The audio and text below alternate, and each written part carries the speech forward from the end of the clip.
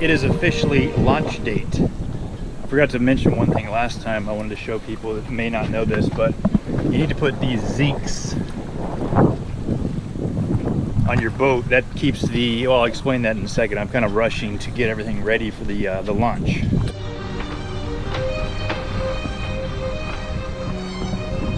All right, folks, it's showtime. We're about ready to launch the boat. I'm not going to get too much footage because it's a bit chaotic, and my friend Ed, who's with me, doesn't really want me to use the camera. But I want to show you a couple things to do as we're launching the boat. We've got the boat on the trailer. Now, this is a different launch than you probably may have seen with other boats. Usually larger sailboats are in a boat hoist. This marina happens to use this trailer that will extend a long cable and let the trailer go way down the ramp, and then until it's deep enough for the keel on the sailboat. And then we will start the engine, make sure everything is running before we then release off the trailer. A couple things that we want to do as we're going down the ramp when we get in the water, but before we release, we want to check a couple of things on the boat, making sure that the through holes are not leaking, things of that nature, before we actually release from the trailer.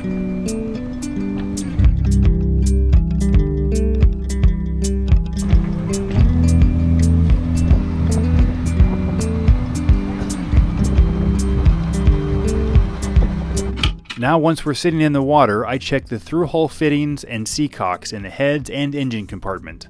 I also want to double check where I installed the through-hole transducer, the speed transducer. All right, so no leaking there.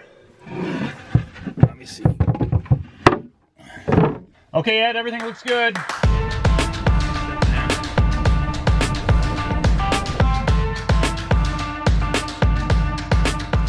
All right, we just got back to the dock. We had a little bit of a scare on the ride over because halfway through the ride, I was talking with Ed, and I was like, okay, let me get my fenders ready. Fenders are the bumpers that go on the side of the boat at the dock, right? I didn't need them, obviously, when I was on the stilts over there on the hard, they call it. So I'm looking around the whole boat for fenders. No fenders on the entire boat. We're launching the boat, taking it to a dock without fenders. So I start freaking out, and I start grabbing those life preserver cushions to improvise and make a makeshift fender. Anyway, I just ran to the store after we got docked, and I grabbed a few more fenders. I was only able to do a quick trip to Home Depot because that was the closest by, so I did get a couple of fenders, but I'm going to order a couple of larger fenders. You really want larger fenders for a larger boat. You really want something more like this. But I got these, which they will do for now. But anyway, as I was mentioning earlier, with those zincs that are alongside the propeller and the shaft that goes down the propeller, same idea for the through holes. Anything that's metal that's touching the water on the outside of the boat is susceptible to corrosion, especially with electronic corrosion. Galvanic corrosion is when two different metals are in contact in the presence of an electrolyte. Salt water conducts an electrical current and allows for this corrosion to occur. The simple way is to say that there's electrical current moving around the boat in the water.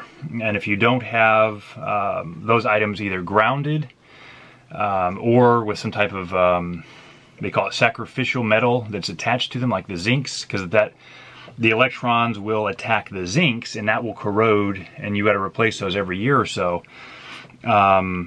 And that prevents the electrons from attacking the propeller itself and the shaft and damaging that with corrosion. The same goes for the through holes. So instead of putting a zinc on the through holes, you want to put electric wiring to ground the through holes. So you want to connect a ground wire from something nearby along the down to the through holes that are in fact made of any kind of metal. That's why the nylon is nice, because you don't need that preventative step. Now it's time. I want to tell you something as a viewer. It is time to get serious with this vlog and with the boat maintenance. I'm finally done with my job, my day job, and so this vlogging and sailboat work is now my full-time job, really. So I want to focus more on getting content to you, to show you, even if it's just a rudimentary maintenance on the boat or how to get a boat prepared, because I've literally got like 2 weeks or less, actually less than 2 weeks, to get this boat ready for the longer trip. Not a lot of time, but I want to make sure not to neglect showing you what I'm doing, and that way you know when you're doing either a boat project or if you are looking into getting a boat, what it all entails. I'm probably, and to be honest with you, I'm probably not even showing you 50% of the stuff that goes into it. So first thing I want to do while I have it at the dock, the electronic stuff. So you remember the through-hole transducer I showed you earlier.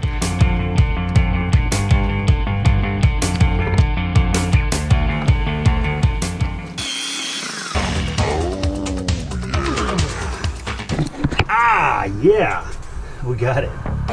The old cabling and things from the old transducers is all right there. I want to take that old cabling out. I want to locate the, well, enough talking, let's do it. First things first, I want to get under these floorboards and locate where all the wires are. All right, so I'm going to trace a couple of these cables back so I can remove the old. You'll see here, actually I need to run the bilge pump. You'll see here that white cable right there. Where's the white one? Okay. It goes into this little thing that really is nothing and needs to be taken out. That's the old depth transducer, some kind of little control box. We need to take that off. We need to take these wires out. Now I'm going to continue to trace this back.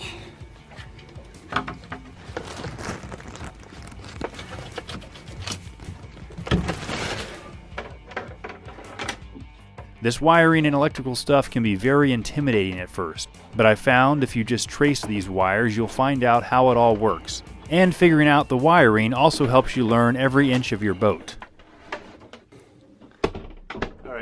Here's the battery bank, and actually these are all new batteries I just put in this last week. I set them up in parallel, so it essentially goes 1, 2, 3. So I got my negative coming off the first one, and then it goes negative to this one, negative to that one, and then this positive to that one, positive to this one, and then our positive lead is coming off of this. So it's a parallel system. And then back here, one more little cubby hole. It's gonna be very dark back here. Now this is the old system where that was the old transducer kind of center board, if you will, or motherboard. And then the wires are going into that. So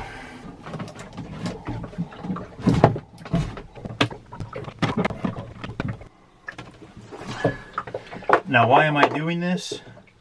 I'm going to replace, well, you all saw before in the unboxing video that I bought the equipment to replace all of this.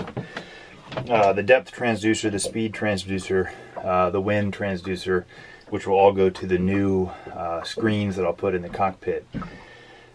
We're taking out all these wires. Now the good thing about this new system called the NEMA 2000 system is that all these wires get replaced by one wire, and there's also no like motherboard box that you need. You put one wire in, you connect all of your transducers. In a minute I'll get to that, and you can get rid of all this junk and have it much more streamlined.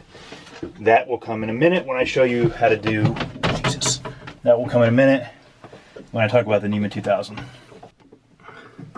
So now this is going to be thrown out, and we're going to replace it with that one cable for the NEMA 2000. On the next episode, we remove the old instrument panels and get ready to install the nice new screens. We finish our wiring on the NEMA 2000 system, and then we'll see if it actually works when we flip the switch.